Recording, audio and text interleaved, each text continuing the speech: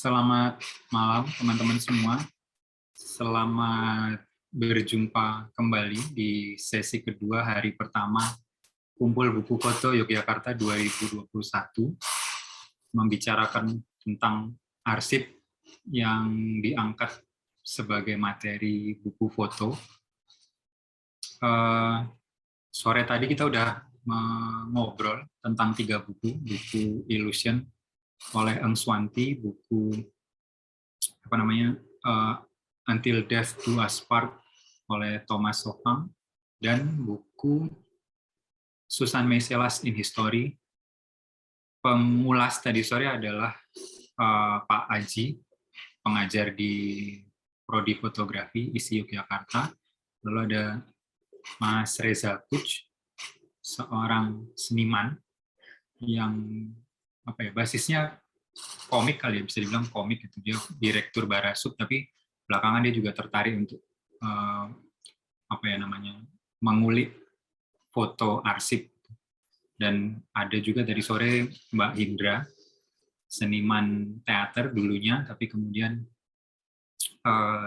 belakangan juga dia lebih banyak bermain dengan medium film dan fotografi yang ketertarikan utamanya adalah di storytelling-nya, bagaimana medium itu dipakai untuk storytelling. Nah, pada malam ini, sesi kedua ini, kita akan mengulas buku Sepur Uap. Yang pertama buku Sepur Uap di Jawa Tempo dulu, nanti bersama Mbak Lisis. Kedua buku Holy Bible bersama Mas Ridwan. Dan yang ketiga Bertukar Tangkap dengan Lepas bersama Ibu Nia. Tetapi Ibu Nia menggeret saya, jadi nanti kami akan berdua ngobrol tentang itu. Yang sebetulnya juga pelanggaran gitu, karena buku itu saya yang mengedit gitu. Cuman ya ada ini juga ya, dilalahnya kok ketika merencanakan acara ini, orang yang menggandeng saya untuk terlibat dalam proyek buku itu, Mas Gunawan Marianto, tiba-tiba meninggal gitu di dalam proses persiapan acara ini. Jadi mungkin nanti akan, ya bagi saya sih ini akan jadi emosional gitu, saya rasa. Tapi ya kita lihat nanti. Oke, biar nggak berlama-lama, kita ke yang pertama dulu, buku Sepur Uap di Jawa Tempo dulu. Ini isinya kumpulan kartu pos ya, kalau tidak keliru ya Mbak Lisis ya. Kumpulan kartu pos koleksi Olivier Johannes Rapp, yang ya temanya tentu saja sesuai judulnya, kartu pos yang bergambar kereta uap gitu. Mbak Lisis adalah Mbak Lisis adalah Direktur Eksekutif Indonesian Visual Art Archive (IVA) sejak 2018. Lisis mulai terlibat di IVA sebagai kepala program pada 2016. Sebelumnya dia terlibat dalam Biennale Jogja tahun 2015 sebagai peneliti dan asisten kurator. Pada 2017, Lisis menjadi koordinator Biennale Forum. Kemudian sejak 2019 tergabung dalam tim redaksi majalah Mata Jendela yang diterbitkan oleh Taman Budaya Yogyakarta. Pada 2019-2020 menjadi kurator program Festival Kebudayaan Yogyakarta. Kemudian tahun 2021 tergabung di dalam tim riset FKY juga, Festival Kebudayaan Yogyakarta. Pada 2020-2021 menjadi Direktur Efemera, yaitu sebuah platform yang mengupayakan eksplorasi di seputar estetika sehari-hari, pengarsipan dekolonial, dan relasi seni dengan demokrasi. Bersama dengan Rifda Amalia, Lisis menulis tentang Trijoto Abdullah yang terbit dalam buku elektronik Pusaka Seni Patung. Ini Mbak Lisis, saya berterima kasih sekali, bersyukur sekali Mbak Lisis mau menerima undangan saya untuk ikut ngobrol di dalam acara ini, karena udah seperti disebutkan tadi, Mbak Lisis bekerja sebagai Direktur Lembaga Pengarsipan Seni Rupa. Jadi mungkin menarik juga kalau kita mendengar bagaimana Mbak Lisis melihat bagaimana arsip yang diangkat sebagai materi buku foto gitu. Dan di sisi lain Mbak Lisis juga katanya waktu itu sempat bilang penasaran juga gitu, karena acara ini kan dia dalam pandangan Mbak Lisis itu yang ngomong tuh fotografer semua gitu. Jadi fotografer tuh gimana sih gitu, dalam melihat arsip. Oke, saya persilakan langsung Mbak Lisis. Terima kasih Mas Budi, Mbak Nia, dan teman-teman. Makasih undangannya. Aku yang makasih sih Mas sebenarnya. Bisa ketemu sama teman-teman yang ini ya. Ada Isti juga dan teman-teman Mbak Hindra. Ketemu teman-teman baru aku di sini. Senang banget. Ya, ini obrolan ringan sih Mas sebenarnya yang temaku ini. Dan awalnya tuh gini, Mas Budi tuh tiba-tiba ngechat aku, jarang kan dia ngechat WA gitu. Kan sibuk Mas Budi tuh kadang sombong dia, enggak deh.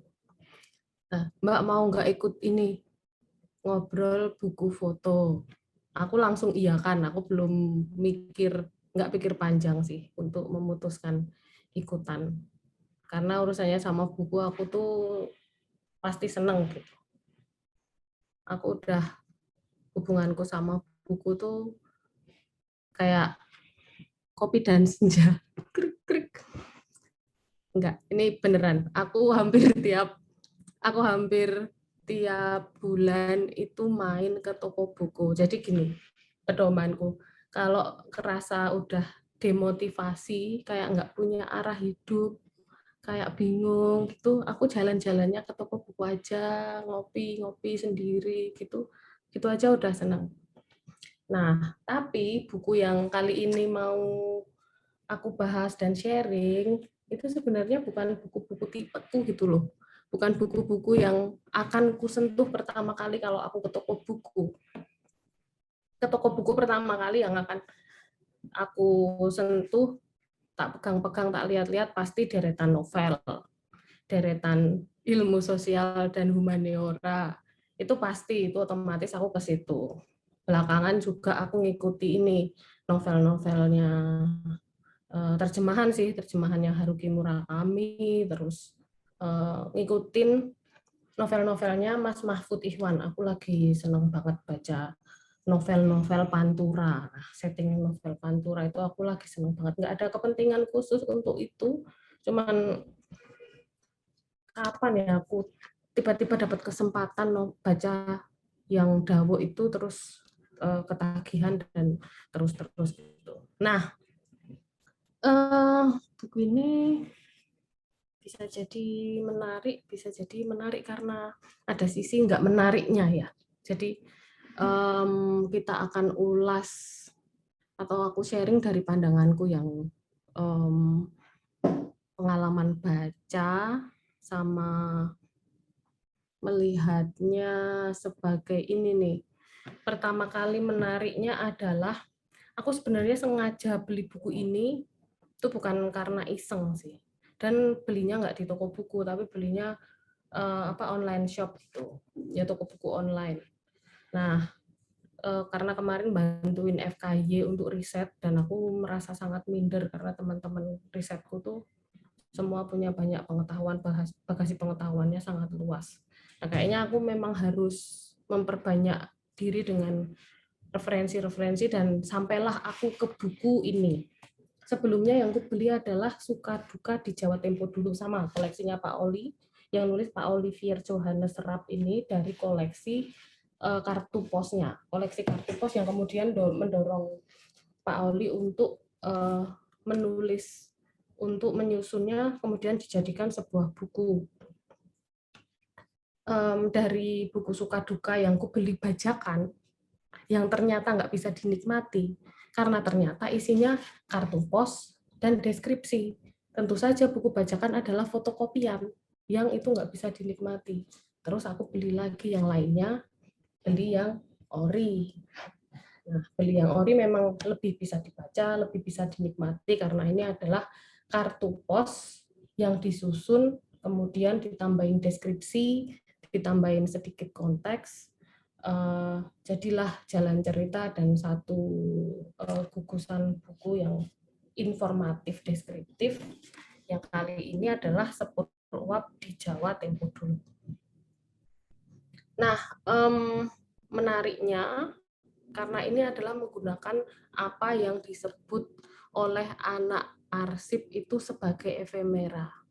Efemera itu kalau dalam ilmu kearsipan posisinya itu di pinggiran, hampir arsip, agak arsip, kadang arsip. Jadi isinya poster, undangan, terus apa lagi ya, leaflet, brosur itu masuk kategori efemera yang tidak diprioritaskan untuk disimpan, termasuk kartu pos ini. Nah, menariknya adalah dia arsip pinggiran dari sudut pandang arsiparis administratif.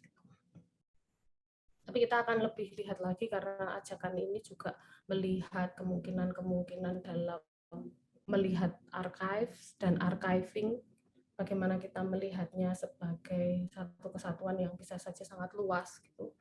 Kita akan melihatnya ke situ. Nah, karena ketertarikan itu tadi, selain itu aku juga pengen, selain karena ini efemera, sebenarnya aku punya 3 bukunya, yang satunya lagi juga menarik, itu adalah pekerja di Jawa Tempo dulu. Jadi profesi-profesi yang ada di Jawa, yang bahkan sekarang udah nggak ada, itu juga didokumentasikan, diceritakan melalui koleksi kartu pos. Oh ya, itu juga lucu tuh, itu juga menarik. Tapi aku langsung kepikiran pilih yang ini, karena aku juga lagi nulis seputar perjalanan. Dan memang aku pengen ngelanjutin apa ya, iseng-isengku sendiri yang nggak ada kaitannya sama pekerjaan itu, karena hobi-hobiku tentang jalan-jalan, hobiku yang urusannya sama perpindahan itu kayaknya mau aku terusin. Dan langsunglah aku memilih ini, kemarin hampir milih antara ini atau IPOS ya. IPOS itu koleksinya IFAA yang wah, selain isinya juga berat, nanti aku elaborasinya harus berat, di bawah juga berat. Ini pun udah berat karena aku tahu aku harus bepergian dalam waktu dekat, jadi aku memilih yang lebih enteng baik secara isi maupun secara fisik. Nah, ini ada hubungannya juga dengan yang perlu kita, yang bisa kita bahas nanti ya. Nah, isinya sendiri sih ya, Pak Oli kan orang Belanda yang pakai bahasa Indonesia, jadi bahasa Indonesianya cukup basic gitu.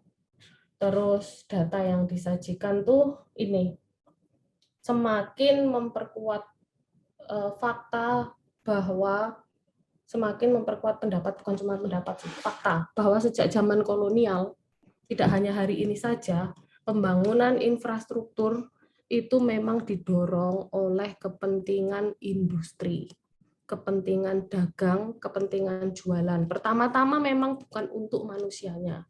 Itu terjadi sampai hari ini. Nah, itu juga terungkap, dikuatkan oleh data di sini, bahwa pembangunan jalur pertama itu memang karena untuk mengangkut hasil panen, untuk distribusi, untuk jualan, yang apa awalnya itu kan lintasannya dari Jawa yang sifatnya melebar gini. Jalur yang pertama dibangun adalah Jogja Semarang. Nah, kenapa Jogja Semarang? Jogja itu ini salah satu fragmen yang aku garis bawahi ya, karena ini sangat relate dengan keseharianku di kota Jogja ini, di kotaku. Nah, dibangun di 1867, jalur yang pertama dibuka itu Semarang Jogja lewat Ambarawa. Nah, makanya sampai sekarang ada museumnya. Ini dibangun oleh perusahaan Belanda, NIS, Nederlands Indisch Spoorwegmaatschappij, menghubungkan pedalaman yang rural. Jadi Jogja itu rural, penghasil hasil kebun yang pada saat itu adalah gula. Nah, pertanian sebelum abad 20 menjadi pusat lintasan perdagangan itu melintas ke utara selatan gitu. Jogja ke Semarang. Nah, lewat tengah-tengah itu jalur-jalurnya salah satunya adalah Ambarawa. Nah, yang kita kenal sebagai Lawang Sewu hari ini, yang bangunan angker itu tuh dulu kantornya Nederlands Indisch Spoorweg maskapai ini yang pertama kali membuka jalur kereta api di Jawa. Nah, sebetulnya kalau membahas tentang Jogja sebagai pedalaman itu nggak cuma Pak Oli aja yang pertama kali nyebut Jogja sebagai pedalaman. Denis Lombat, kebetulan beberapa waktu lalu kami juga lagi baca Denis Lombat ya, Nusa Jawa Silang Budaya, terutama yang bab kedua, itu juga ngomongin lintasan, jalur perdagangan, yang terutama terhubung karena perairan, karena dari pelabuhan ke pelabuhan. Nah, waktu itu yang sangat kosmopolit itu adalah Pantura, Semarang memang, selain Kepulauan Malaka. Nah, Jogja itu masuk sebagai pedalaman. Jadi nggak heran kenapa lagu nenek moyangku seorang pelaut itu rasanya nggak nyambung di aku. Aku jadi dapat jawabannya sekarang. Jadi baca buku tebal-tebal Denis Lombat itu yang ku ingat cuma aku dapat satu jawaban aja. Satu jawaban kenapa nenek moyangku seorang pelaut itu bukan laguku. Ya karena aku nenek moyangku orang pedalaman. Aku lahir dan besar di Jogja dan ternyata Jogja sebagai rural di konteks perniagaan pada masa itu. Nah, selain Jogja, Solo juga disebut sebagai wilayah perkebunan dan industri yang penting, wilayah penghasil yang penting, dan setelah itu pembukaan jalur kereta setelah membentang dari utara ke selatan baru timur ke barat, karena dirasa ini kan perusahaan yang ada yang swasta, ada perusahaan di zaman Hindia Belanda yang swasta, dan ada yang kayak BUMN gitu yang nasional. Mereka juga tetap pakai hitung-hitungan ini bakalan untung atau enggak. Jadi mempertimbangkan barat ke timur itu yang Jawa itu adalah sangat panjang dan membutuhkan uang banyak. Jadi itu memang digarap relatif lebih belakangan. Yang pertama memang untuk menghubungkan itu tadi, untuk genjot atau ngoyak ke ekspor. Nah, itu salah satunya sih data yang bisa ku garis bawahi dan ku temukan di sini, karena ini sebenarnya informasinya di dalam itu lumayan basic, data, deskriptif. Nah, kalau data yang lain yang juga menarik itu adalah paling ini, soal ini loh, adanya gerbong 123 itu kayak kelas sosial enggak sih? Memang sangat iya ya, kelas sosial ekonomi itu tuh muncul memang sejak perkereta apian ini beroperasi dengan gerbong kelas 1, 2, 3, itu logikanya memang yang kelas 3 itu memang diperuntukkan pribumi. Jadi pembagiannya gini, yang kelas 1 itu 100% tiketnya, harga tiketnya, kelas 2 itu 60%, kelas 3 itu 20%. Nah, itu pun masih kemahalan pada saat itu. Masih terlalu mahal diakses untuk pribumi. Nah, kemudian karena pribumi belum bisa ngakses nih, masih terlalu mahal, apalagi ada batasan bagasi yang maksimal 30 kilo. Padahal alat transportasi itu peruntukannya adalah selain membawa manusia adalah membawa barangnya, lebih membawa hasil-hasil bumi yang kemudian didistribusikan atau diperjualbelikan.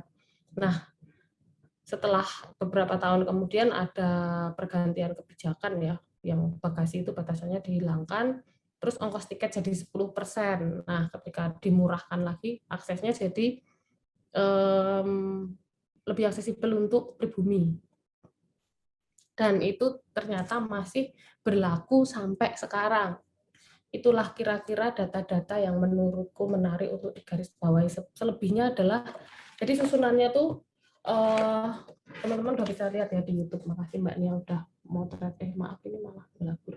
Jadi kayak kartu pos, kemudian deskripsinya sesederhana itu sih, layoutnya juga sangat sederhana,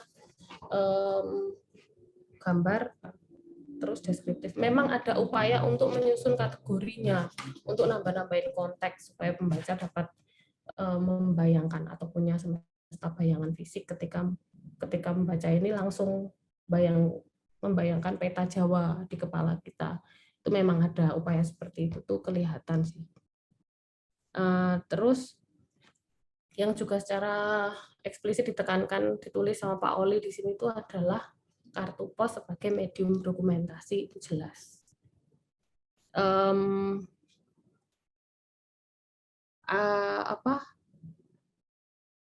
Ya, kartu pos sebagai medium dokumentasi. Pak Oli itu nulis kalau enggak semua hal itu terdokumentasi, dan salah satunya kartu pos itu melengkapi.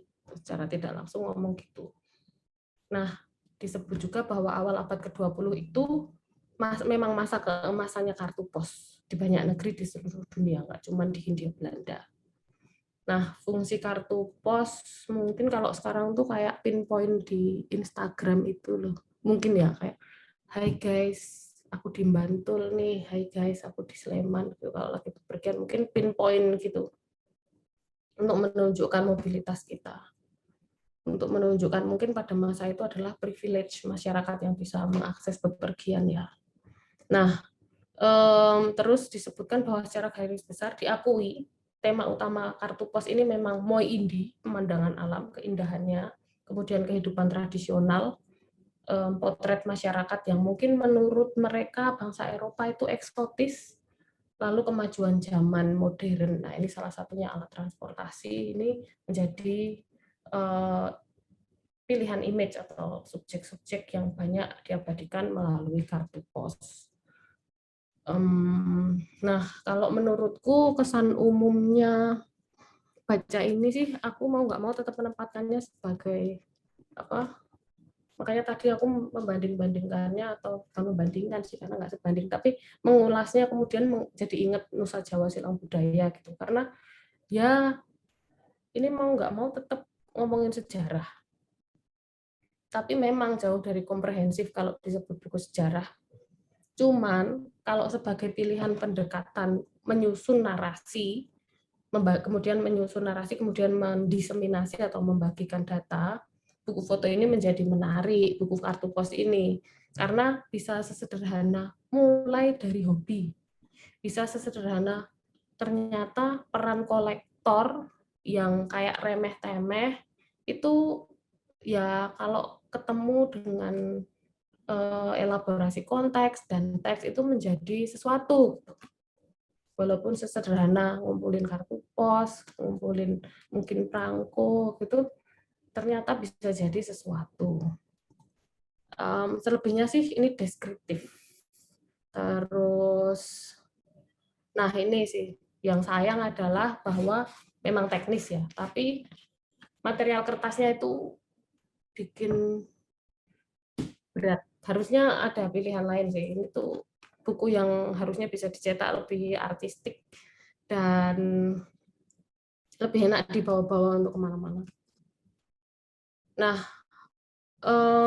secara umum tuh gitu. Ketika menempatkannya, oke ini ada objek efemeranya yang dipakai adalah kartu pos.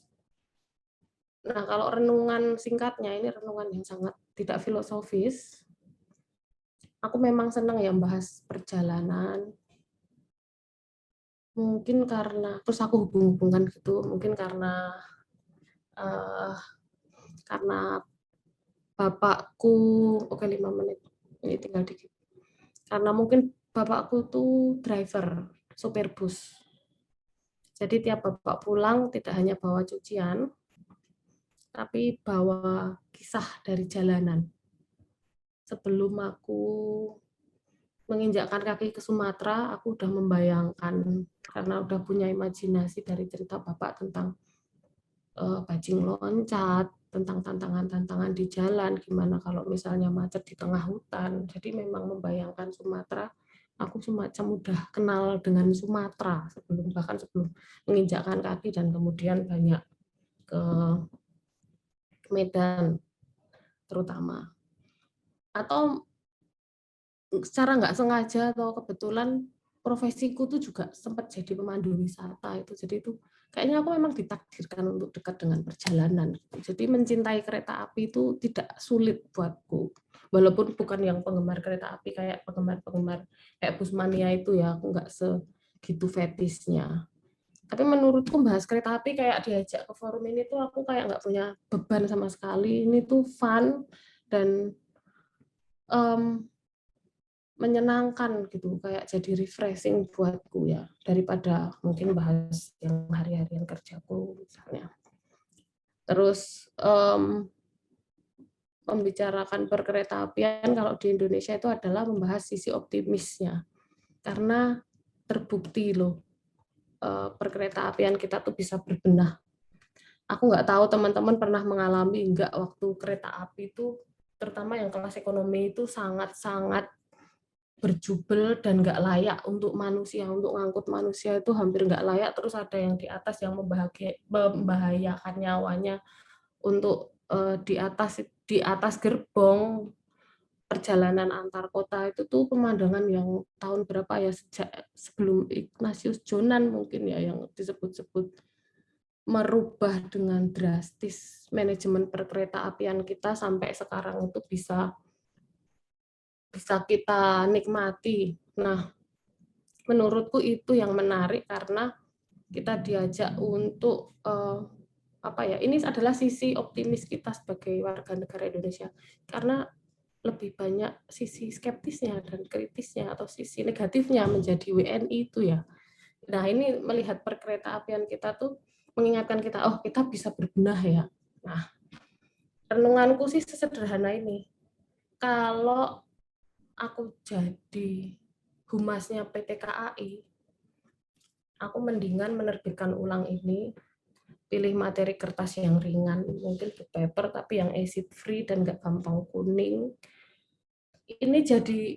Ini tuh kebayang dibaca di kereta api itu seru banget. Kereta api itu adalah tempat yang nyaman buat kita baca novel atau untuk membaca apapun. Nah, kereta api kita tuh punya sejarah perkeretaapian di websitenya itu sangat minimalis. Cuman bahas kereta api sejak tahun 1905 sekian dan nggak ditarik ke belakang. Kupikir daripada memunculkan tabel nama perusahaan Belanda yang sulit dieja itu, mending memunculkan data-data efemera, kemudian tambahin elaborasi dengan riset etnografis. Nah, ini tambahin dikit banget ya.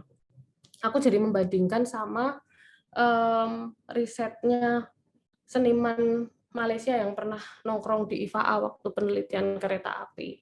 Yang dilakukan tuh pendekatannya sangat sesederhana oral history dari orang-orang yang tinggalnya di dekat rel kereta api, di sekitar rel kereta api, atau bahkan pekerja yang bersih-bersih di kereta api itu jadi sumber pengetahuannya. Nah, itu ketika muncul memang jadi pengetahuan yang lebih terasa hangat dibandingkan ini. Nah, kalau ketemu pembandingnya ini jadi kerasa dingin. Tapi minimal kalau PT KAI punya kesungguhan untuk membangun atau menulis ulang sejarahnya, ini jadi sumber yang asik banget. Bahkan nggak cuman gimmick lah untuk dibaca di kereta api, daripada dokumenternya itu aja ya di kereta itu ya. Mending banyak sumber sebenarnya yang masih bisa diolah, dan itu adalah potensi pengetahuan kita loh. Jadi menurutku archiving atau upaya-upaya pendokumentasian dan penulisan ulang itu harus bisa menempatkan masyarakat kita sebagai subjek pengetahuan. Itu saja teman-teman. Terima kasih banyak. Terima kasih Mbak Lisis, asik banget. Memang ya gimana ya, waktu naik kereta memang yang terasa emang kayak gitu ya, kayak ada upaya mereka tuh kayak pengen menceritakan sejarahnya tapi dengan cara yang sangat membosankan gitu. Jadi nonton ya males, nggak nonton kok layarnya muter itu terus, jadi kayak terpaksa. Oke, selanjutnya kita akan ngobrol, ganti tema dulu. Oh ya, teman-teman yang mau mengajukan komentar atau pertanyaan bisa langsung di kolom chat. Nanti kalau masih ada waktu kita akan bicarakan pada bagian akhir sesi ini. Sekarang kita teruskan ke buku Holy Bible oleh Adam Broomberg dan Oliver Chanarin yang akan diulas oleh Mas Ridwan Siregar. Mas Ridwan Siregar adalah fotografer Indonesia yang memiliki ketertarikan pada aspek manusia dalam isu lingkungan, politik, sosial, dan budaya. Mas Ridwan berpengalaman bekerja dalam berbagai platform media, publikasi karyanya ada di berbagai media nasional dan internasional. Dia juga pernah berpartisipasi dalam sejumlah pameran di Indonesia, termasuk di Myanmar dan Amerika Serikat. Bersama beberapa kawan sepenanggungan, belakangan Mas Ridwan mengembangkan usaha kolektif dalam bidang komunikasi visual yang dinamai Berbahaya Network. Berbahaya ini singkatan dari Bersama Berusaha Berkarya. Berbahaya Network. Mereka bikin podcast yang judulnya Kajian Cerita, itu merupakan salah satu produknya. Podcastnya menarik, ada versi audio dan ada juga yang versi video di YouTube. Info lainnya bisa dilihat di website Mas Ridwan, ridwansiregar.com. Oke, biar nggak berlama-lama, saya langsung persilakan Mas Ridwan. Selamat malam teman-teman semuanya. Jelas ya suara saya. Terima kasih Mas Budi. Terima kasih Mbak Nia, Mas Pras, dan teman-teman Sekte Serina, Mas Budi yang udah ngajak kumpul buku foto. Terima kasih sekali. Jadi mungkin bukan mengulas kali Mas ya, berat banget kayaknya saya membicarakan buku foto si Holy Bible. Jadi bukunya itu dia buku foto yang sebenarnya sih dia jadi kayak Injil. Saya juga sebenarnya belum pernah benar-benar buka Injil gitu, tapi dia isinya itu ada perjanjian di dalamnya itu foto-foto yang ditumpangkan ya pada dari potongan teks atau kalimat di dalam Injil. Jadi hampir di setiap halamannya itu buku ada kalimat yang di garis bawah gitu merah dan seperti diinterpretasi dengan foto gitu, ditempelkan di atasnya atau di sebelahnya. Jadi buku ini kalau kita lihat kemarin panduan dari Mas Budi ya, isi bukunya ya gagasannya sih peperangan kali ya, peperangan dan bencana gitu. Buku ini dibuat oleh penyusunnya 2 orang ya, Adam Brumberg dan Oliver Canarin. Si Adam ini fotografer dari Afrika Selatan, kalau nggak salah ya, si Canarinnya dari London. Jadi mereka mempergunakan arsip, terutama arsip foto ya dari The Archive of Modern Conflict, di mana isinya misalnya kekerasan, malapetaka, dan absurditas perang. Saya sempat baca tadi yang direkam di Archive of Modern Conflict. Jadi arsipnya Modern Conflict itu berisi foto-foto dari abad ke-19 dan abad ke-20 dari banyak negara ya. Kalau dari yang saya cari ini, arsipnya itu totalnya sekitar 4 juta item fotografi profesional dan amatir. Terusnya arsip foto yang ditemukan, found object itu, atau enggak yang sudah tidak dipakai oleh institusi yang tutup. Nah, kalau ditanya apa yang membuat buku ini menarik, itu buat saya sebenarnya, tadinya saya nggak tahu ada buku ini.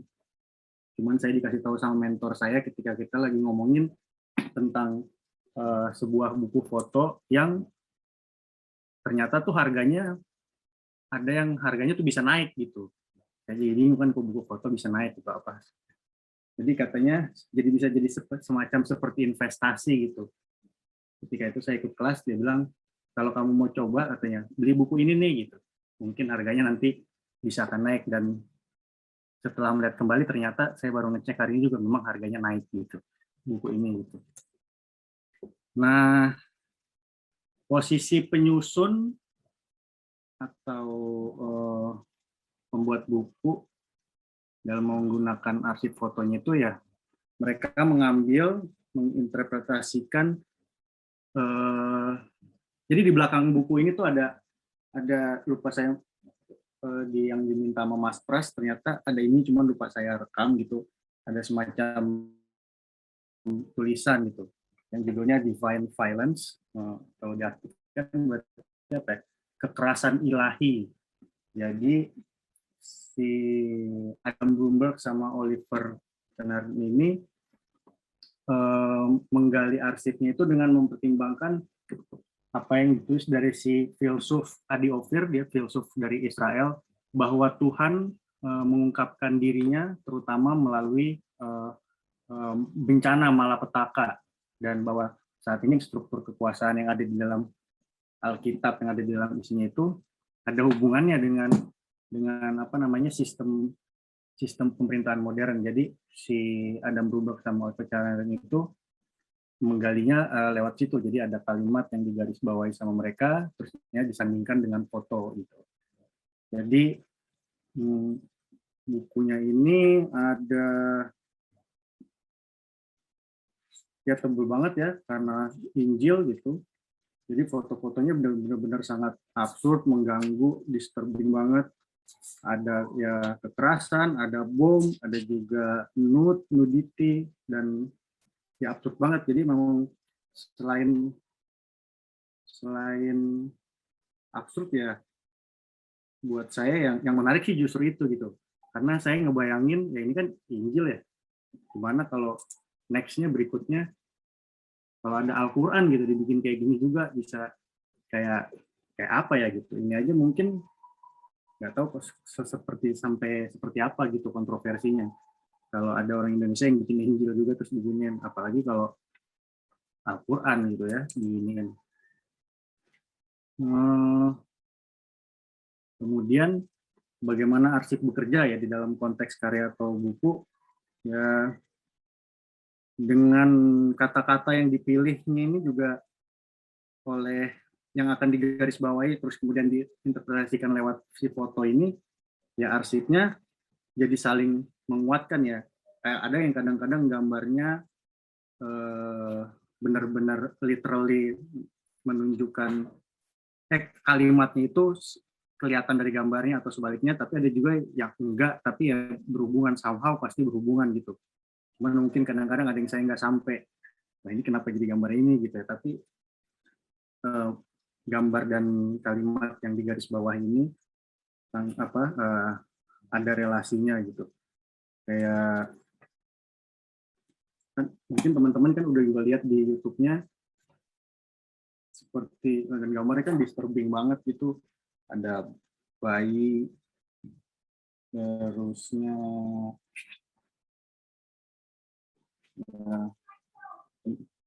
lagi ya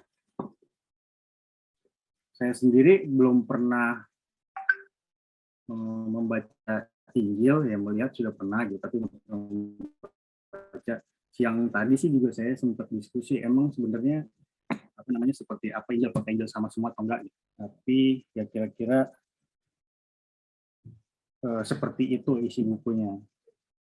Dan buku ini juga disebut sebagai salah satu buku foto terbaik ya tahun 2013, dan juga dapat banyak penghargaan, salah satunya Infinity Award di ICP. Terusnya apalagi Mas But ya, saya jadi bingung.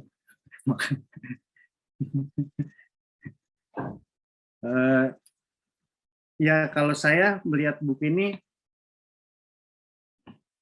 selain dikasih tahu, diinformasikan tentang yang mungkin bukunya harganya, tapi memang menarik gitu ya. Menariknya karena kok bisa ya gitu orang kepikiran dia bikin ini, terusnya apa gitu bayangan saya yang ketika dia menyusun buku ini, apa sih yang dia terpikirkan pertama kali gitu ya. Gue mau bikin foto, gue mau bikin buku, ngutip Alkitab, terusnya ngasih foto-foto orang gitu, atau foto-foto yang bukan punya dia gitu. Karena foto-fotonya juga ya banyak banget dia kumpulin, dan tadi juga sempat ngobrol kalau kertasnya sendiri katanya agak sedikit tebal daripada kertas Injil. Cuman bayangan saya kalau kertasnya agak lebih tipis, gambarnya pasti kan tembus, nggak enak gitu. Jadinya emang dia sedikit lebih tebal. Terusnya apa mauan Mas But? Bingung nih Mas Bud. Kira-kira demikian. Terima kasih banyak. Oke, terima kasih Mas Ridwan.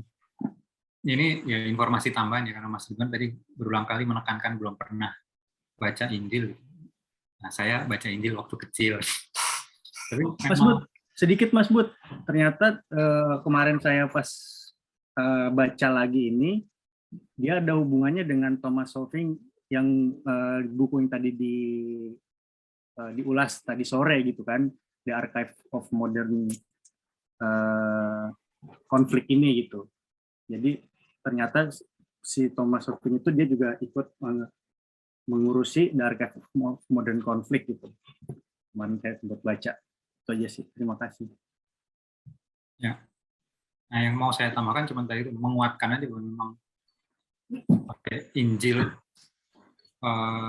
Ya saya pernah pegang yang bahasa Indonesia tentunya waktu kecil itu memang saya juga heran loh, kertasnya tipis banget tapi tetap enak dibaca gitu. Tintanya somehow nggak tembus. Terus waktu umur berapa ya saya lupa. Saya udah cukup dewasa gitu. Saya diberi hadiah, dioleh-oleh Injil bahasa Inggris. Ternyata sama aja gitu. Tetap aja kertasnya tipis juga gitu. Makanya ya apa ya, teknologi cetaknya saya kurang tahu lah. Tapi memang ya namanya kitab gitu memang apa banyak babnya banyak, halamannya banyak. Jadi mungkin itu cara mereka supaya kalau dibukukan jadi satu supaya tidak terlalu tebal, tidak terlalu berat, akhirnya kepilihan kertas. Nah, refleksinya ke buku foto ya barangkali apa ya, kita eksperimen medium kita barangkali yang maksudnya di Indonesia ya barangkali masih kurang gitu sepertinya, karena yang main-main dengan kertas, main-main dengan apa jenis kertas, berat kertas, ketebalan kertasnya belum banyak. Tapi ya itu saja gitu. Oke, lagi-lagi saya mengundang teman-teman kalau ada yang mau mengajukan komentar atau pertanyaan bisa ditulis di kolom chat. Lalu yang ketiga, nah ini yang tadi saya bilang ini sesi yang sebetulnya agak curang karena buku yang akan dibicarakan ini buku yang akan dibicarakan ini sebetulnya buku yang saya terlibat di dalam pembuatannya gitu, sebagai editor foto, yang sebetulnya ini sesinya Ibu Nia sendiri gitu. Dia yang memilih buku ini.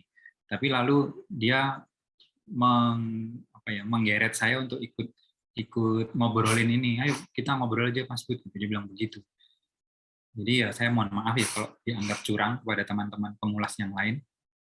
Buku ini bertukar tangkap dengan lepas.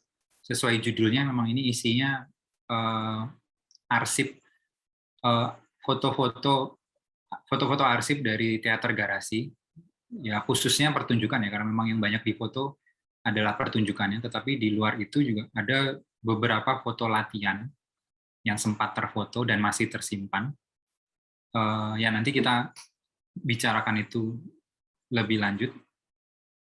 Ibu Kurnia Yaumil Fajar lahir di Jakarta tahun 96, menyelesaikan pendidikannya di jurusan fotografi Institut Seni Indonesia Yogyakarta, dan sekarang sedang menempuh studi antropologi di UGM. Kurnia memiliki ketertarikan pada arsip foto dan budaya visual. Dua hal itu dia hidupi di dalam kolektif publikasi foto Sokong, yang dia aktif di dalamnya bersama beberapa temannya dan suaminya.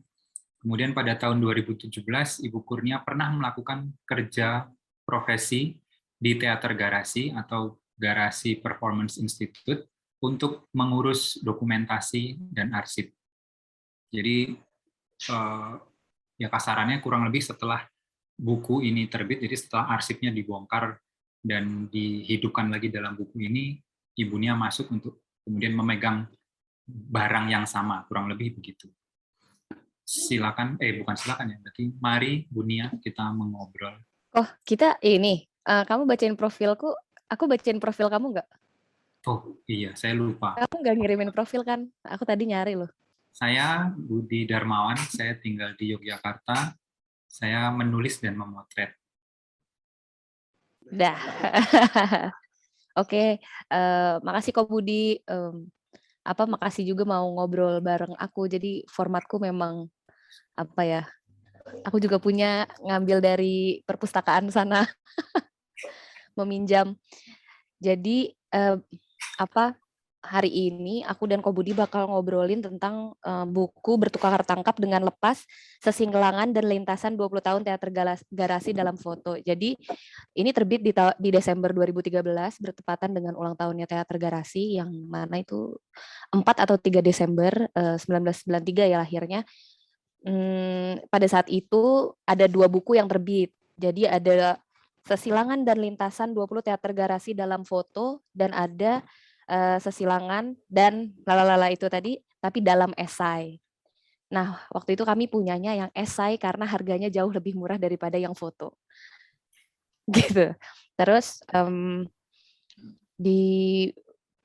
pada pembahasan kali ini sih aku rencananya aku akan menceritakan bagaimana pembacaanku tentang buku ini dari pihak luar, si anak muda yang ingin mengenali teater garasi, dan nanti aku akan ngobrol sama Mas Budi sebagai editor yang kurang lebih sebagai orang dalam tanda kutip,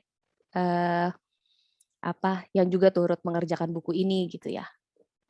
Kalau dari buku, ini bukunya hampir seluruhnya berisi foto dan kutipan-kutipan teks dari dari tulisan-tulisan yang ada di dalam buku esai ya, dan juga ada tulisan lain, beberapa tulisan lain. Buku ini dibagi jadi 4 chapter dari tahun 1993 sampai 2013 itu terbagi jadi 4 bab lah ya. Sebenarnya yang menarik dari kumpulan arsip ini ada perubahan-perubahan visual yang bisa kita lihat juga, nanti bisa tanya Mas Budi sebagai editor. Gimana sih, saya sendiri sih dulu ngelihat Garasi sebagai sosok institusi yang cukup besar ya, tapi kan saya hanya mengetahui Garasi dari dari perbincangan-perbincangan orang gitu. Saya tahu Garasi besar, tapi saya nggak tahu itu gimana sih ceritanya, mereka ngapain aja gitu. Nah, sebenarnya buku ini membantu saya untuk tahu Garasi itu seperti apa kurang lebihnya. Karena fotonya pun mungkin ada yang hilang, tapi ada yang jadi jadi lihatlah sekilas-sekilas tentang teater Garasi gitu. Dimulai dari awal mereka di tahun 1993 sampai 1998, judulnya keren, pertunjukan mahasiswa di akhir sebuah era, awal yang menentukan watak gitu. Jadi sebagai institusi kita tahu sejarah awalnya teater Garasi seperti apa, terus bagaimana mereka berada di Visipol gitu ya. Nah, yang menarik sebenarnya visual yang hadir di sana itu visual workshop, hal yang berada di luar panggung, selain panggung, dan material publikasi. Material publikasinya anak mahasiswa di tahun itu yang aku baru lahir ya, aku belum lahir malah. Jadi ada foto misalnya mereka bikin awas ada maling gitu, atau beberapa yang masih coretan-coretan tangan gitu ya, lukisan tangan, publikasi zaman dulu. Di bab-bab awal ini sebenarnya visualnya itu cukup memperlihatkan gimana posisinya si Garasi sebagai mahasiswa, tapi juga mereka tidak hanya sekedar sekedar kelompok teater di kampus, tapi juga mereka melakukan aksi-aksi yang juga berkaitan dengan kondisi politik pada masa itu. Teks yang dicatut dari kata-katanya Alia Swastika juga dimasukkan. Jadi kayak kita tuh diarahin gitu loh, mau mikir tentang Garasi seperti apa lewat buku ini gitu. Menurutku. Terus lanjut lagi di tahun-tahun berikutnya, di 1999 sampai 2001 gitu, itu udah mulai lebih banyak visual-visual di atas panggung, tapi juga ada yang apa ya, ada proses-proses yang diperlihatkan, walau itu ternyata nggak terlalu banyak ya kok. Kayaknya memang untuk satu institusi foto-foto proses itu sedikit terekam gitu, meskipun ada. Mungkin beberapa role itu pasti ada ya, dibanding apa yang berlangsung di panggung itu sendiri gitu. Terus di tahun 2002 sampai 2007 itu udah mereka mulai berkiprah lagi sampai yang 2008 sampai 2013. Nah, di situ kita mulai kehilangan jejak-jejak dari material publikasinya. Jadi full, hampir selalu kita melihatnya foto-foto panggung gitu. Yang kalau kita lihat, misalnya ada satu pertunjukan, terus ada keterangan pentasnya di mana aja. Tuh makin ke belakang tuh pentas di mana aja makin banyak.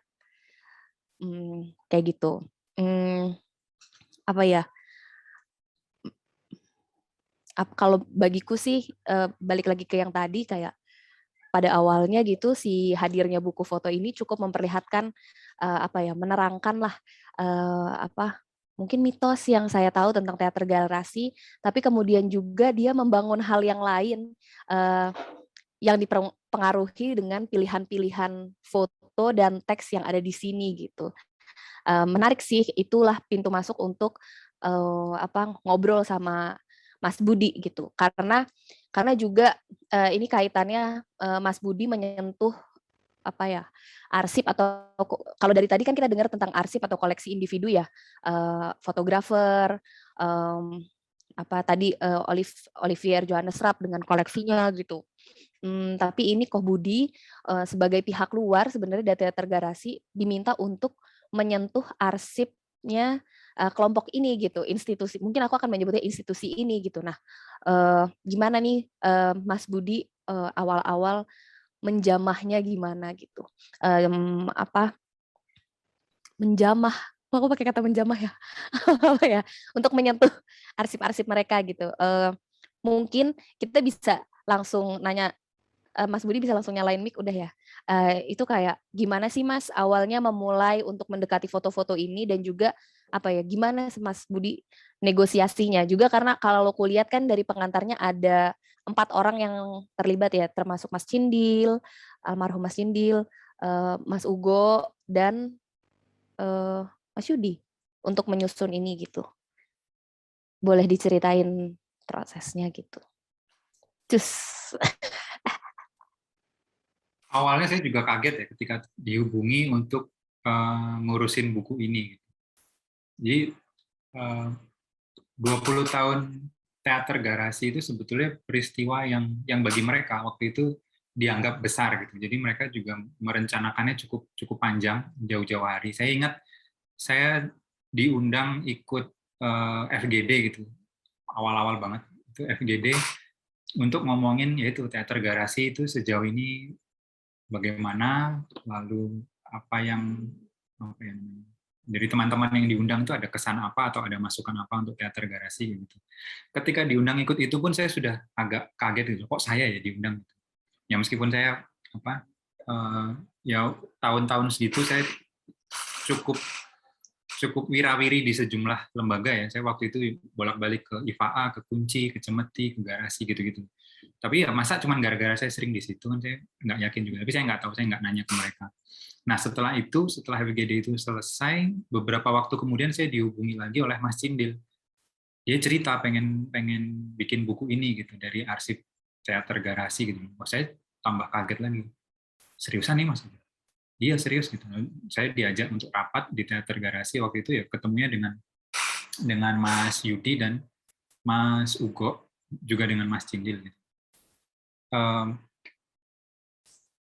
Ya saya sebagai tadi dibilang oleh Ibu Nia juga, memang saya orang luar gitu, saya mengenal garasi sejauh ini itu maksudnya sampai pada titik itu ya sebagai penonton gitu. Saya pertama nonton garasi itu waktu saya SMA, waktu itu ya bingung gitu, teater apaan ini gitu, karena ya anak muda gitu ya, waktu itu saya nggak ngerti teater kontemporer, taunya teater realis gitu.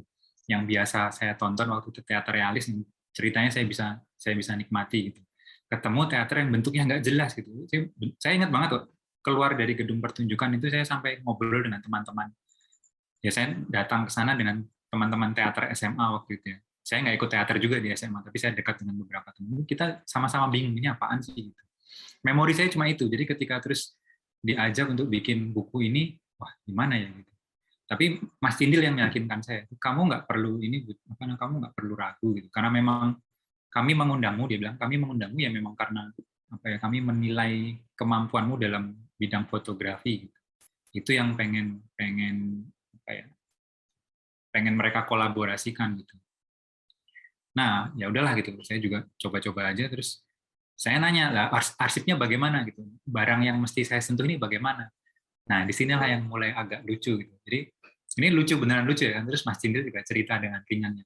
Arsipnya juga sedang kami digitalkan gitu. Jadi waktu itu juga masih proses juga. Hah gitu. Berarti belum siap juga Mas? Belum, Bu, masih proses gitu. Jadi foto-foto ya kalau yang udah tahun 2000-an sekian ke belakang memang sudah motret dengan kamera digital, tapi yang 2000-an awal ke depan itu masih film gitu. Jadi ada yang bahkan ada yang hilang, ada yang rusak segala macam, itu yang di mereka digital sambil jalan. Nah, pada rapat-rapat itu dengan Mas Cindil, Mas Yudi, Mas Ugo itu, mereka kemudian cerita bahwa sebenarnya teater garasi itu bagaimana, 20 tahun itu apa, lalu yang mau ke depannya bagaimana gitu. Dan kerangkanya sebetulnya udah dari mereka. Jadi kerangka buku ini jadi empat bab ini sudah dari mereka gitu. Saya betul-betul tinggal kayak ya kalau bayangkan bangunan gitu, strukturnya sudah ada gitu. Saya tinggal naruh batanya aja di situ. Jadi memang periode yang apa ya? Kalau dari refleksi mereka sendiri itu perubahannya di titik-titik itu, dari teater kampus keluar kampus, lalu sampai akhirnya mereka dari kelompok teater berubah menjadi kolektif gitu. Ketika semua orang di dalam, panjang ya ceritanya.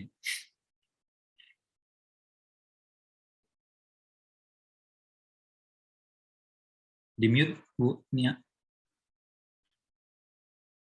Dor, enggak kepanjangan kok. Kamu mau lanjut ngomong lagi juga nggak apa-apa.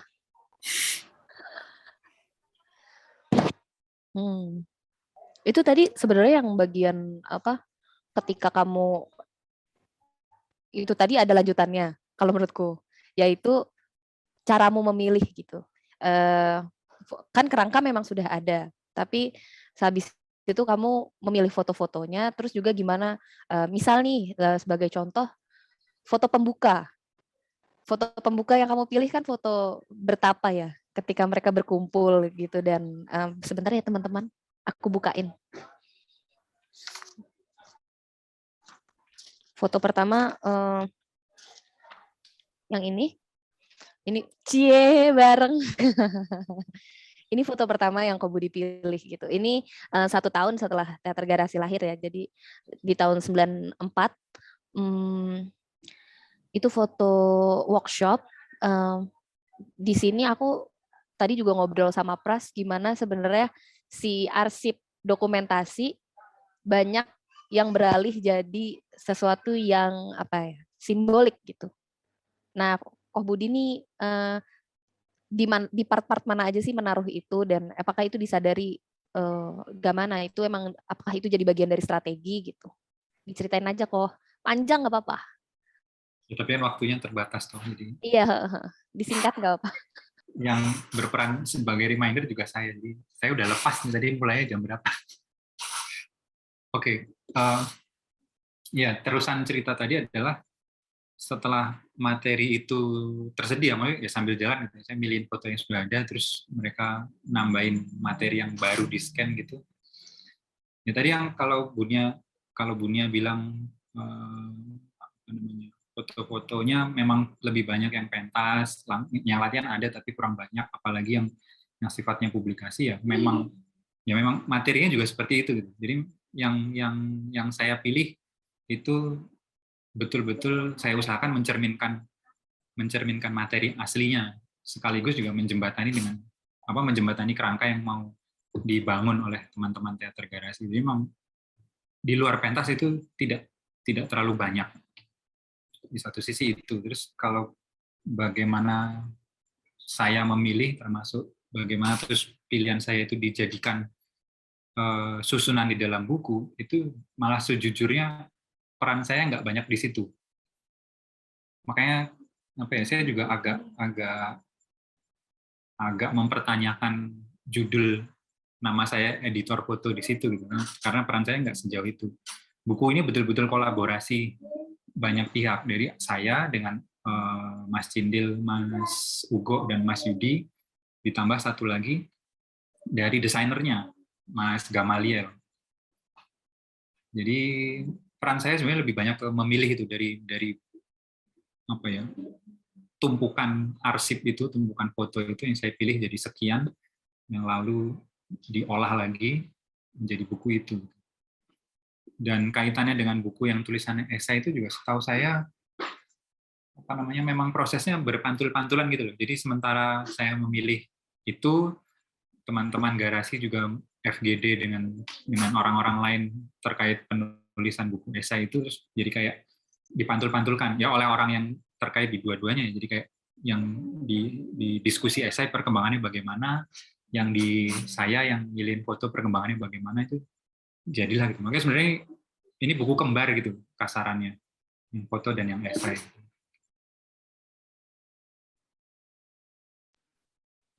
Oke. Oke. Mungkin kita 5 menit lagi gitu ya bunyinya. Lalu atau gimana? Iya, Ini boleh.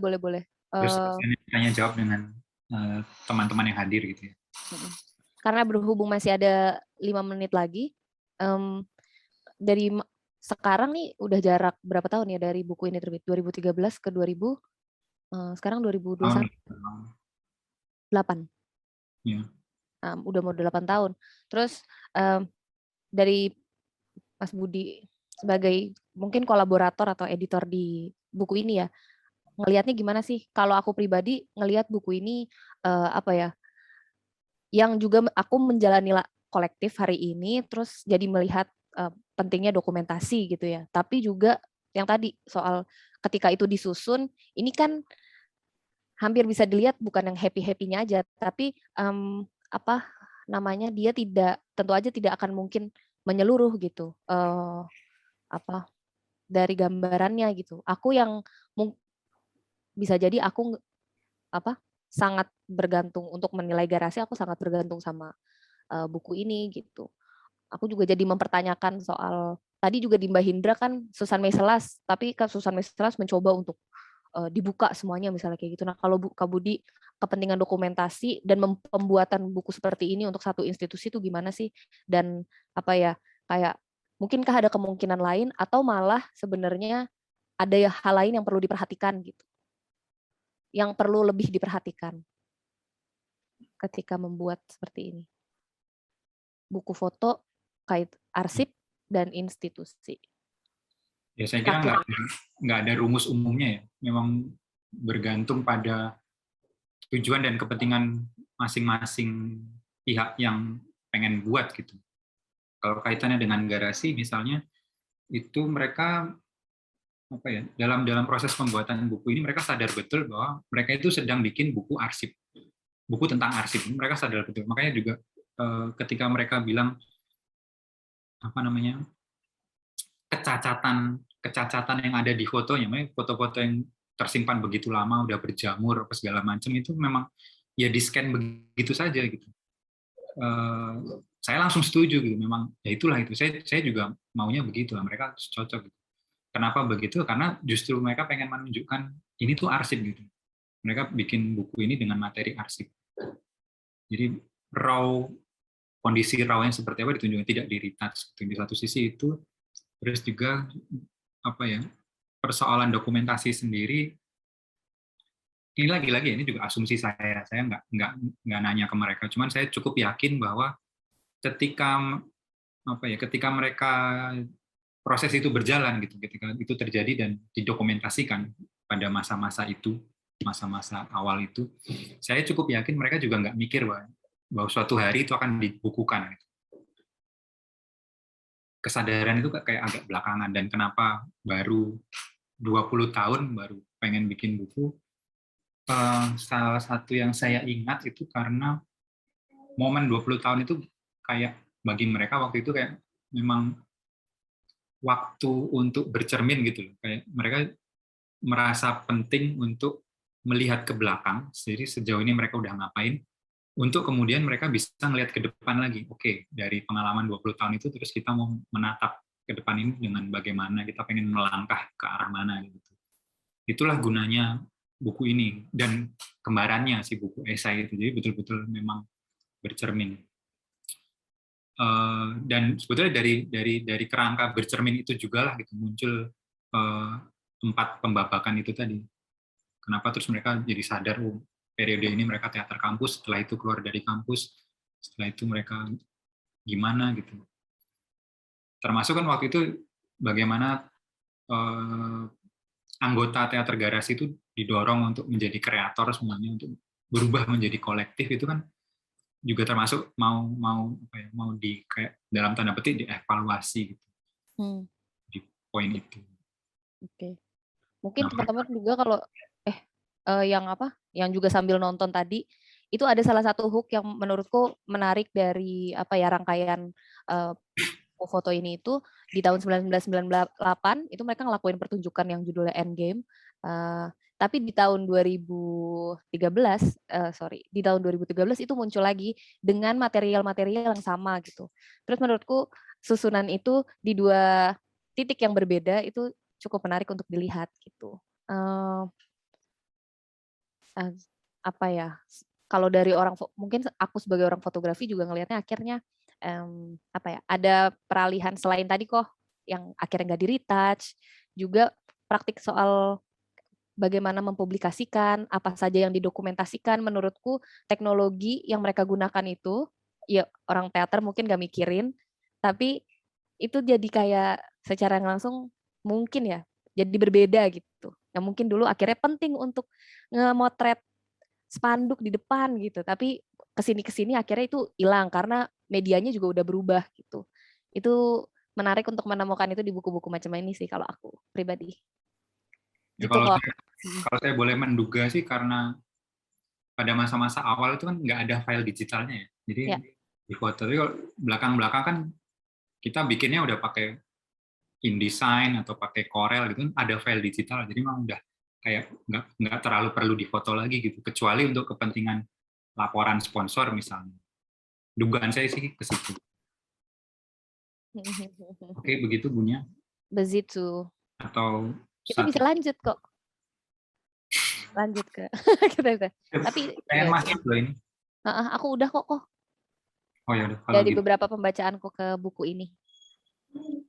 Ya ini beberapa waktu yang lalu saya share di Instagram juga sebetulnya untuk ngomongin buku ini saya pengen ngundang Mas Gunawan Marianto gitu, tapi sudah pergi duluan jadi saya nggak bisa mengundang. Oke, teman-teman yang lain, terima kasih Bunia pembacaannya dan ngajak saya ngobrol curang, tapi ya gitu. Sekarang kita ngobrol bebas ya. Ini udah ada pertanyaan yang masuk dari Gevi, nanya soal arsip. Halo Mas Budi dan Mbak Lisis. Teman-teman dari Rumah Cirebon mau nanya ke Mas Budi dan Mbak Lisis. Tadi sore Mas Budi sempat menyampaikan tentang buku Mbak Swanti, dan menurut Mas Budi pembacaan tentang arsip bisa diperluas, yaitu memasuki karya foto lama dari seorang fotografer bisa dianggap sebagai arsip. Kalau merujuk kepada pembacaan itu, menurut Mas Budi sampai seberapa lamakah jangka waktunya sebuah karya foto lama dari seorang fotografer bisa dianggap menjadi arsip?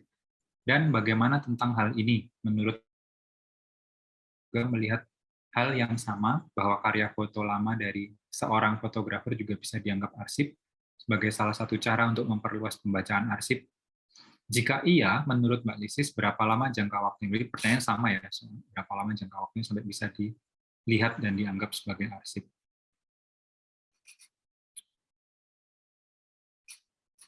Berapa lama ya?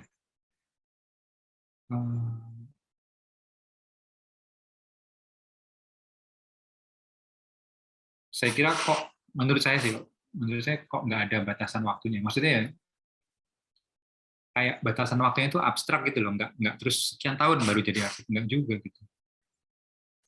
Maksudnya kayak rasanya ini sudah lama gitu. Jadi, ya kan kalau teman-teman kalau misalnya follow fotografer siapa gitu di Instagram kan tiba-tiba dia posting foto lama kan hashtagnya from the archive gitu kan, nggak tentu gitu loh. Kadang-kadang itu 2 tahun yang lalu, 7 tahun yang lalu, 12 tahun yang lalu. Atau Bang Rio Helmi, yang fotografer yang di Bali itu, dia postingnya benar-benar foto yang jadul banget. Ini udah tahun berapa, 2021 dia postingnya foto tahun 80 gitu-gitu. Jadi saya pikir, menurut saya nggak ada jangka waktu yang ketat gitu berapa lamanya.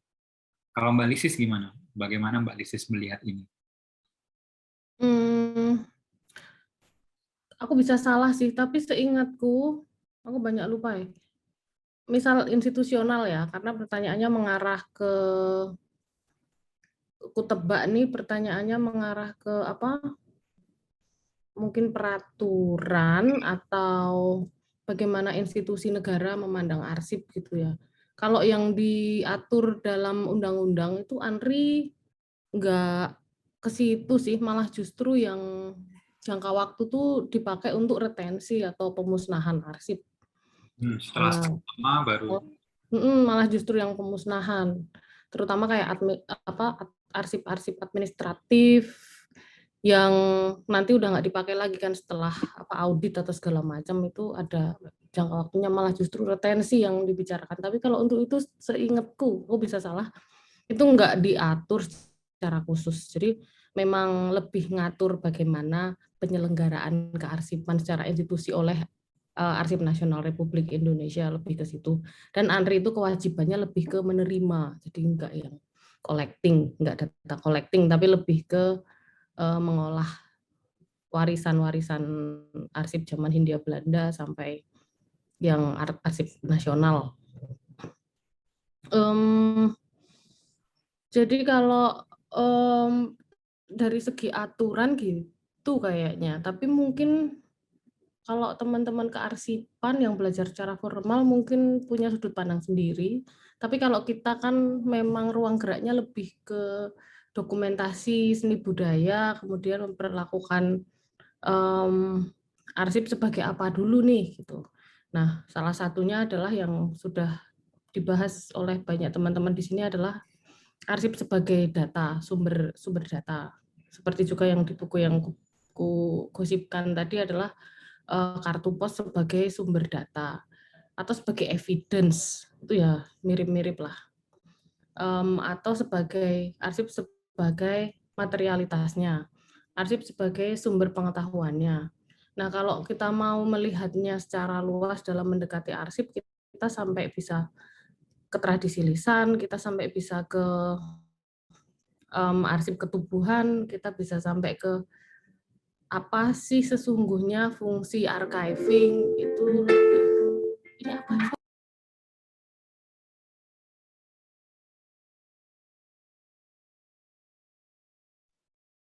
Apa itu tadi? Ada musik. Nggak tahu, YouTube-ku tiba-tiba hidup sendiri, serem. Penyanyinya juga. Males. Itu Aku YouTube kamu sendiri. ke play buku tadi, terus dia geser ke lagu baru. Oh iya, bener. Tadi play buku, bener.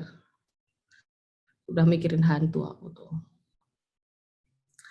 Sampai mana tadi? Ya, kalau aku setuju karena kita konteksnya di dokumentasi kebudayaan gitu, aku lebih senang menempatkannya secara luas dan luas, bahwa archiving itu bisa dari mana saja, dan subject of archiving atau object of archiving itu bisa dari mana saja, bahkan tanah, lanskap itu juga archives karena dia juga menyimpan pengetahuan. Lapis-lapis bumi, lapis-lapis kayu itu juga menyimpan pengetahuan. Ke situ sih kalau perluasannya, aku lebih setuju ke situ juga. Gitu sih, guys.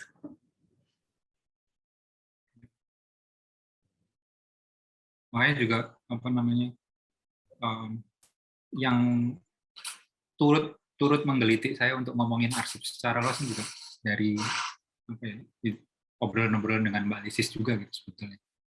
Saya jadi tambah penasaran arsip itu apa, terus baca beberapa buku tentang arsip, termasuk salah satunya judulnya The Birth of Archive juga gitu. Jadi buku itu kayak arsip tuh bukan semata-mata kayak yang selama ini kita bayangkan, tapi juga sebenarnya bisa juga itu tuh laku kreatif gitu menurut penulis buku itu, ya juga ya refreshing pandangan saya tentang arsip gitu. Aku nambahin dikit ya, banget. Ini kita kerangkanya bukan karena kita kemudian konteks seni, konteks kebudayaan kita awur-awuran gitu, enggak sih. Maksudnya perluasan archives ini tidak dalam rangka awur-awuran gitu ya, atau males mempelajari aturan, males mempelajari struktur, itu enggak. Maksudnya kita kalau mau mengusahakan rapi itu kita upayakan juga.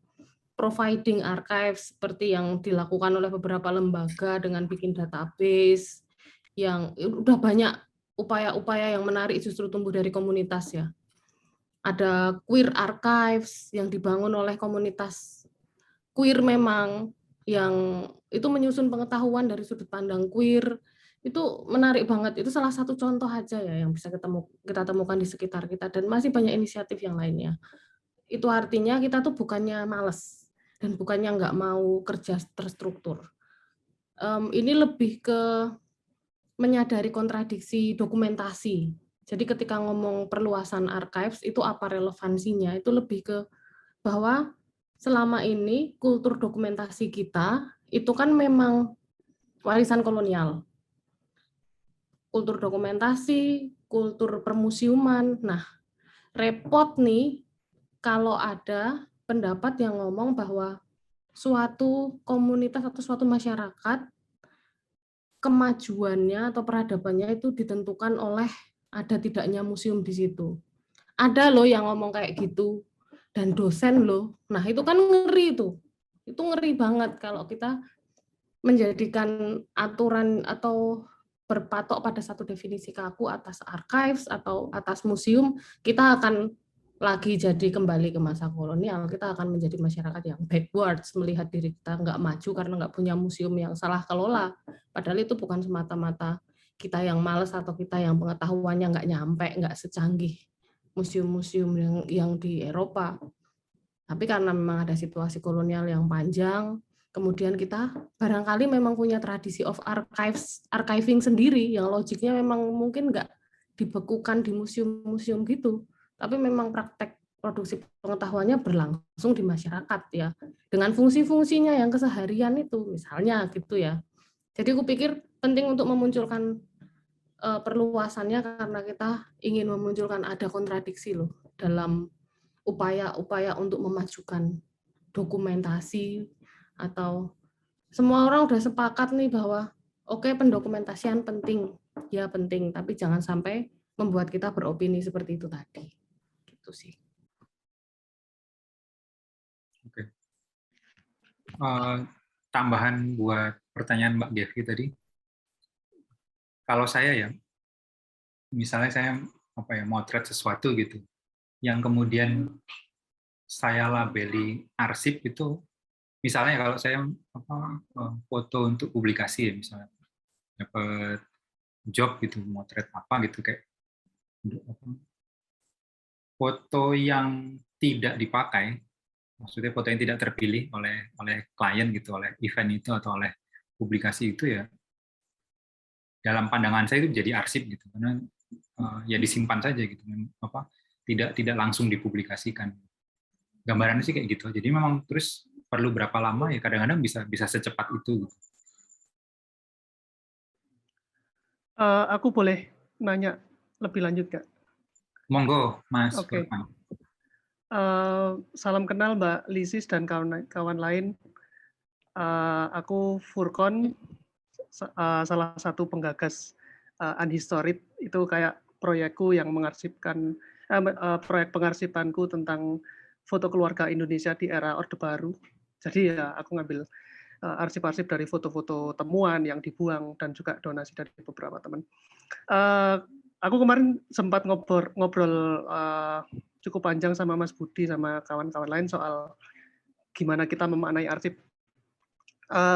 Terus menurutku penjelasan Mbak Lisis yang barusan sangat mencerahkan ya, ketika yang aku nangkapnya bahwa kemudian arsip itu tidak kemudian bersifat sebagai benda itu sendiri, tapi adalah laku yang dilakukan. Jadi mungkin kalau membedakan dengan konteks foto yang diceritakan Mas Budi ketika menciptakan foto, mungkin di situ kita bisa ngomong ini foto secara file atau misalnya secara film ini foto, tetapi praktek-praktek untuk menjadikan foto itu, merapikan foto itu, mengkategorikan berdasarkan waktu, per assignment atau kayak per folder dan lain-lain, itu yang menurutku kalau nggak salah ya dari tanggapanku dari penjelasan Mbak Lisis, justru aksi itulah yang kemudian membuat foto-foto tersebut, kumpulan foto tersebut kemudian menjadi dikatakan sebagai sebuah arsip. Jadi bukan objek foto itu sendiri, tetapi kegiatan untuk mengkategorikannya yang kemudian menjadikan benda yang awalnya adalah foto dan film dan lain-lain itu kemudian menjadi sebuah arsip gitu Mbak ya. Kalau bisa kayak gitu ya. Nah mungkin kalau dengan pertanyaannya Mbak Kevi jadi sangat relevan kalau jadi berapa lama, bisa sangat singkat banget dan bisa sangat panjang banget. Aku juga sebenarnya lagi bertanya-tanya tentang proyekku karena kebanyakan orang yang mengumpulkan foto-foto lama itu selalu terpaku pada foto-foto seputar kolonial, misalnya pas pra kemerdekaan atau pasca kemerdekaan yang seeksotis itu ya. Dan kemudian aku cari materi-materi yang kira-kira orang nggak mau gitu loh. Itu kan foto keluarga tahun 80 90 kan bagi orang-orang apaan toh yang isinya random snapshot, terus juga foto keluarga. Kemudian wah ini justru ranah-ranah pinggiran yang tidak dipedulikan. Aku ngambil di situ aja dan kupikir terus bukan kalau aku nganggap awalnya ya objek-objek ini adalah foto semata, tapi ketika aku mengkategorikannya, merapikan ini berdasarkan kategori, tema dan lain-lain, itulah kemudian yang menjadikan benda-benda yang kutemukan dari keluarga itu adalah kemudian tidak hanya menjadi foto, tapi juga dia bisa dianggap sebagai arsip. Kalau salah mohon dikoreksi, dan makasih atas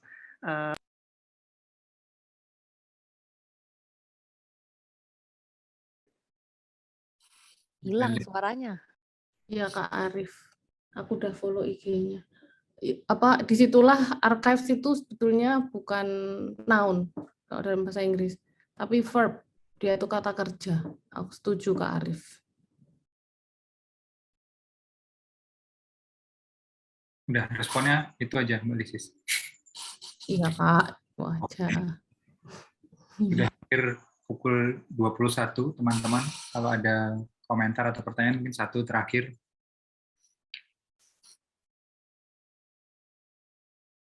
Tidak ada. Pertanyaan untukmu dong. Boleh. Dan mungkin Kak Nia juga ya. Sewaktu proses pilih-pilih material foto dan material kutipan-kutipan. Tadi kan yang diceritakan itu kolaborasi yang saling melengkapi ya, yang mulus gitu. Tapi di tengah-tengah mosok nggak ada tegangan sih. Tegangannya kira-kira di mana? Maksudnya mungkinkah ada tegangan? Karena institusi ya, institusi itu kan biasanya punya hasrat untuk menjadi abadi atau dikenang seperti apa gitu. Sementara yang kita dari luar bisa melihatnya secara lebih jernih atau nggak punya romantisme yang melekat gitu. Adakah itu jadi kayak benturan gitu loh? Atau malah sebaliknya?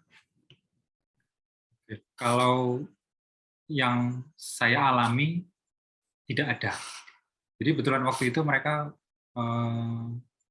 ya, menyerahkan semuanya ke saya gitu. Jadi ini fotonya silakan dipilih, pilihannya mau seperti apa juga terserah gitu.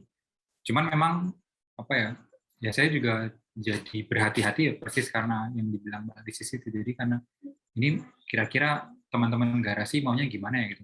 Jadi ya ketika ada apa ya, kayak rapat di tengah proses itu kayak meeting progress gitu, kadang-kadang saya juga nanya ke mereka, ini ada beberapa hal yang saya nggak ngerti gitu, atau beberapa hal yang saya nggak yakin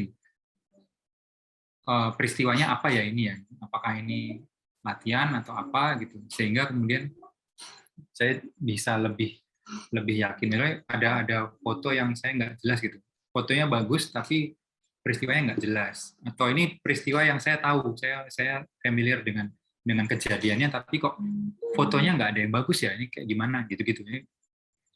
Diskusinya di situ.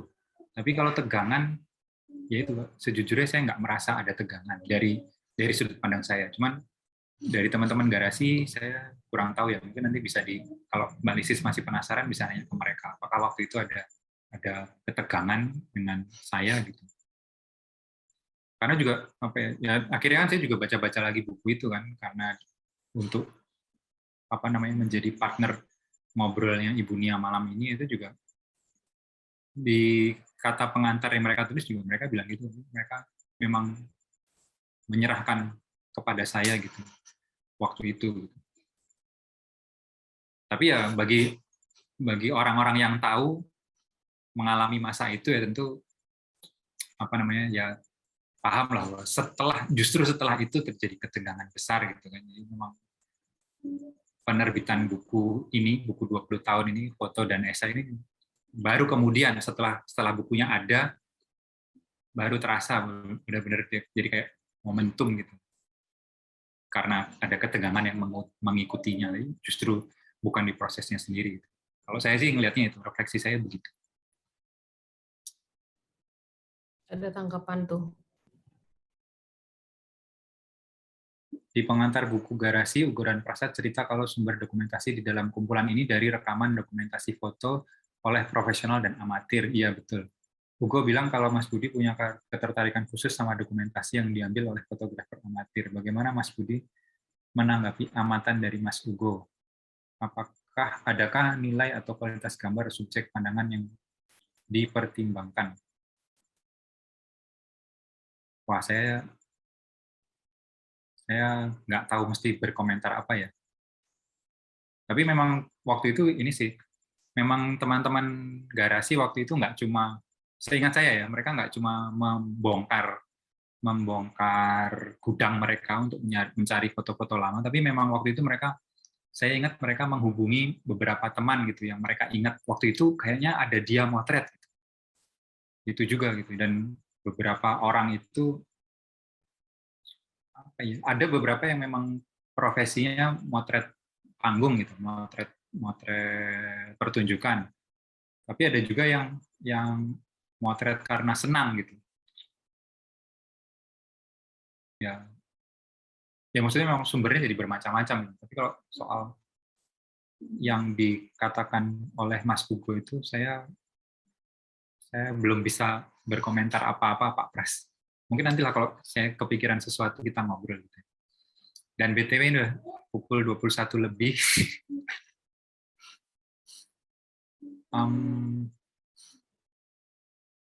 Kalau yang terakhir ini, adakah nilai atau kualitas gambar subjek pandangan yang dipertimbangkan? Bagi saya sih enggak. Kualitas itu enggak terlalu ini ya. Enggak terlalu, sejujurnya enggak terlalu saya lihat. Makanya dari foto pertama yang ditunjukkan oleh Ibu Nia tadi yang bermeditasi melingkar tadi, itu fotonya blur. Tapi ya apa ya? Ya menarik aja gitu, momennya menarik, dan justru blurnya itu membuat visualnya jadi menarik. Itu aja, jadi kok kualitas saya nggak terlalu ini.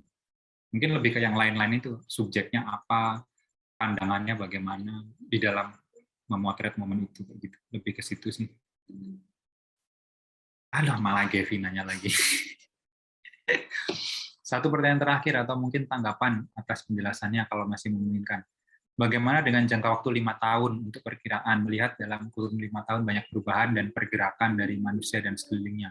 mungkin bisa diambil gambaran tipis yang masuk pada gambaran waktu untuk perkiraan pengarsipan dari sebuah karya foto seorang fotografer. Karena jika terlalu dekat, kemudian kita sebut sebuah arsip, rasanya agak masih janggal aja.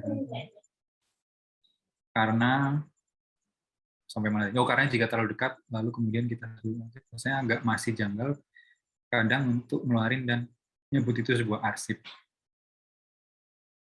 Nah, makanya tadi saya bilang ini nanggepin omongan saya tadi kan, ini foto yang tidak terpakai dalam pandangan saya itu arsip dalam hal foto itu terus tersimpan gitu. Tapi kalau untuk dikeluarkan memang jadi kayak terlalu cepat, lebih kayak apa ya, foto yang tidak terpilih gitu, foto dibuang sayang atau foto behind the scene, akhirnya lebih ke situ. Tetapi maksudnya bahwa itu saya simpan, itu saya arsipkan gitu, lebih ke situ. Maksudnya lebih ke situ. Semoga menjelaskan. Lalu Mas Furqon angkat tangan lagi, apakah mau? Silakan Mas Furqon. Kalau masih ada waktu ya, tapi Boleh. boleh ya. Aku malah penasaran dari respon teman-teman yang bahas tadi, misalnya Mas Ridwan juga salah satunya yang tertarik dengan Holy Bible juga sih aku. Aku pernah baca tulisannya Alan Sekula yang menurutku aku suka banget. Dia bilang bahwa dari arsip itu kayak liberating meaning. Jadi kayak dia membebaskan makna. Jadi ketika sesuatu sudah diarsipkan dan digunakan untuk hal lain tuh maknanya bisa sangat-sangat berbeda. Walaupun nggak cuma arsip aja ya, foto kalau udah ke ranah publik yang terserah yang memaknai toh. Tapi itu karena aku juga bekerja dengan arsip-arsip foto keluarga yang sebenarnya aku tidak tahu konteks dan kontennya. Jadi aku berpikir, Pak, ini sangat melegakan bagiku kalau ada orang yang bilang kayak gitu. Dan aku juga mengamini itu sih. Nah, aku malah pengen tanya dari ulasan-ulasan buku yang tadi, misalnya Sepur, terus Sepur Tempo Dulu, terus terutama Holy Bible sih.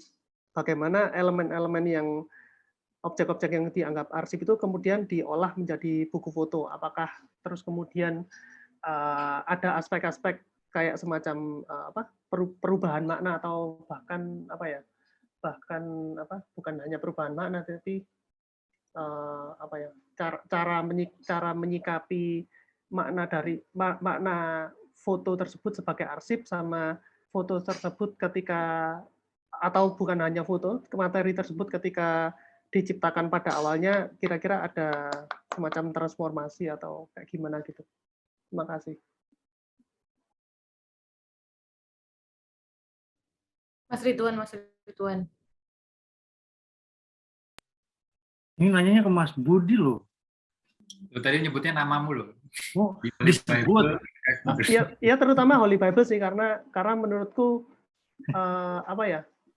somehow dia sangat tidak terikat dengan nilai kesejarahan dan objeknya sangat luas kayak gitu loh. Nggak yang kalau yang buku yang Sepur kan mungkin masih sangat terikat dengan konteks sejarahnya. Terus bukunya Teater Garasi juga penggarap buku ini masih berhubungan dengan arsip atau dengan orang-orang yang sedang didokumentasikan. Kalau sedangkan yang Holy Bible kan kayak lepas banget gitu, lepas dari konteks dan konten historisnya. Saya rasa sih ya ada berubah ya gitu kan. Foto ini dibuat mungkin tadinya awalnya memang dokumentasi, cuman kemudian digunakan kembali dalam buku ini, dan dengan dia mengambil dari potongan kalimat itu yang untuk ya menguatkan gitu interpretasinya dia atas kalimat yang ada di dalam Bible ini, dengan juga mengambil dari apa yang ditulisan dari si filsuf itu tadi, di mana saya catat itu kan dia menggali arsipnya itu juga dengan mempertimbangkan prinsip bahwa katanya si filsuf yang menulis di belakang itu, Adi Ophir itu, Tuhan mengungkapkan dirinya terutama melalui malapetaka gitu. Jadinya tadinya foto ini mungkin jadi dokumentasi dan kemudian diarsipkan dan kemudian juga digunakan kembali untuk dalam buku ini maknanya ya banyak berubah ya. Maksudnya yang semakin menguatkan. Seperti itu kira-kira Mas Arif Rupan, mudah-mudahan saya jangan ditanyain lagi, takut. Oke, makasih Mas. Buat bekalku kalau hari esok kan mau presentasi juga. Siap. Ya ini nambahin ya, mungkin terakhir gitu, komentar terakhir. Maksudnya saya juga jadi tergelitik ketika Mas Furkon nyebut tadi soal Alan Sekula bilang archive liberating meaning itu apa namanya, dalam praktek penyusunan buku yang bertukar tangkap dengan lepas itu juga sebetulnya ada arah ke situ gitu. Makanya mereka teman-teman garasi nggak menangani arsip mereka sendiri, mereka mengajak saya. Cuman persoalannya persis seperti yang Mas Furkon juga bilang gitu, bahwa mereka pun masih terlibat di dalam prosesnya gitu. Mereka masih bikin kerangkanya, masih diskusi dengan saya gitu. Saya pun dipilih juga bukan sebagai orang yang betul-betul asing dan berjarak dengan garasi kan, karena saya jadi karena sering kesana, sering ketemu mereka, punya kedekatan tertentu dengan mereka gitu. Kayak gitu-gitu. Tapi bahwa kemudian saya bukan orang garasi, saya nggak terlalu, kasarannya dalam tanda petik, saya nggak terlalu punya beban sejarah teater garasi, jadi arahnya ke situ gitu. Nah, barangkali ini juga kaitannya dengan yang tadi sore saya bilang, saya ngutip omongannya Mas Gun ketika kami ngobrol, dia bilang bahwa menurut Mas Gun yang disebut arsip itu bagi dia adalah sudah bukan di tangan penciptanya, tapi arahnya kan juga ke situ, liberating meaning. Karena kalau masih ya sering kali ketika arsip itu masih dipegang oleh penciptanya kan selalu bukan selalu, tapi sering kali kayak ada upaya untuk menarik ke kejadian aslinya gitu. Ketika itu mau dibaca orang, oh ini dulu gimana sih, atau dulu ini siapa sih, kayak gitu. Kalau orangnya masih punya ikatan dengan arsipnya, jadi kayak nggak gitu kayak selalu pengen ini tuh gini loh, bukan gitu. Jadi pembacaan kalian keliru. Seringkali terjadi kayak gitu. Ada beban itu. Ya itu nantilah mungkin bisa kita bicarakan besok pas sesinya Mas Furkon dan sesinya Mas Gun gitu, kita bisa elaborasi lebih lanjut. Asyik. Ini tambahan dari Mas Gun, dalam konstruksi interpretasi arsip di Eropa sempat muncul konsep kurator sebagai narator. Thomas Sofang, Eric Kessel termasuk juga yang pembuat Holy Bible. Nah ini kita punya modal tambahan buat ngobrol di sesi besok hari Minggu. Oke teman-teman, terima kasih semuanya sudah bergabung, sudah sharing, sudah ngobrol pada malam hari ini. Ya telat-telat dikit ya, mohon maaf, tapi saya tidak memungkiri bahwa memang seru obrolannya. Cuman ya lagi-lagi waktunya terbatas. Terima kasih yang sudah mengulas buku pada malam hari ini, Mbak Isis, Ibu Nia, dan Mas Ridwan. Kita jumpa lagi besok. Sesi pertama jam 16, sama seperti tadi. Sesi kedua jam 19.30. Selamat malam, sampai jumpa. Saya Budi Sampai Dharma. juga Kalau besok. ada salah-salah kata dalam acara ini. Makasih.